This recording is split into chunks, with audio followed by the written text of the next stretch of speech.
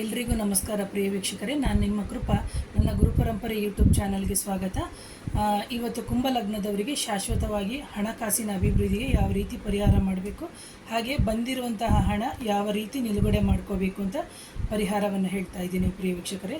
ನೋಡಿ, ಸಣ್ಣದಾಗಿರುವಂತಹ ಒಂದು ಪಿಂಗಾಣಿ, ಇದು ನೀವು ಮಡಿಕೆ ಥರ ಆದರೂ ತೊಗೋಬೋದು, ಅಥವಾ ಮಣ್ಣಿನ ಮಡಿಕೆ ಅಂತ ಏನು ಸಿಗುತ್ತೆ ಅದನ್ನಾದರೂ ತೊಗೋಬೋದು, ಅಥವಾ ಬೆಳ್ಳಿಯ ಸಣ್ಣದಾಗಿರುವಂಥ ಚೊಂಬು, ಅಥವಾ ಹೇಳ್ತೀವಲ್ಲ ನಾವು ಚಿಕ್ಕ ಚೊಂಬು ಸಿಗುತ್ತಲ್ಲ ಆ ಥರದನ್ನಾದರೂ ನೀವು ತೊಗೋಬೋದು.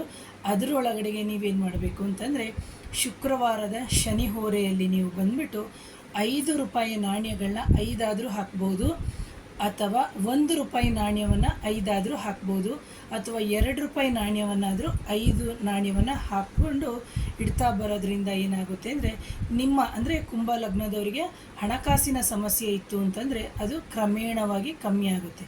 ಹಾಗೆ ಸಾಲ ಕೊಟ್ಟಿರುವಂಥ ಹಣ ಬಂದೇ ಇರಲ್ಲ, ಅಥವಾ ಬರಬೇಕು ಅಂತ ಇರುತ್ತೆ. ಅಂತಹ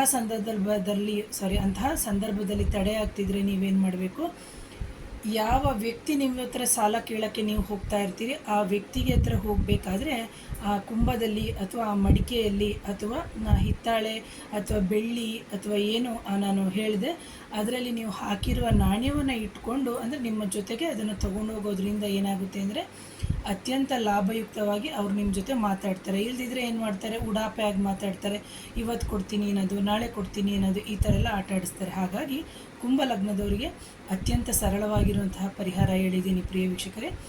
ಯಾರಾದರೂ ಮೊದಲನೇ ಬಾರಿಗೆ ನನ್ನ ಚಾನಲ್ನ ನೋಡ್ತಾ ಇದ್ದರೆ ದಯವಿಟ್ಟು ಚಾನಲ್ನ ಸಬ್ಸ್ಕ್ರೈಬ್ ಮಾಡಿ, ಲೈಕ್ ಮಾಡಿ, ಶೇರ್ ಮಾಡಿ, ಕಮೆಂಟ್ ಮಾಡಿ. ಥ್ಯಾಂಕ್ ಯು ಪ್ರಿಯ ವೀಕ್ಷಕರೇ.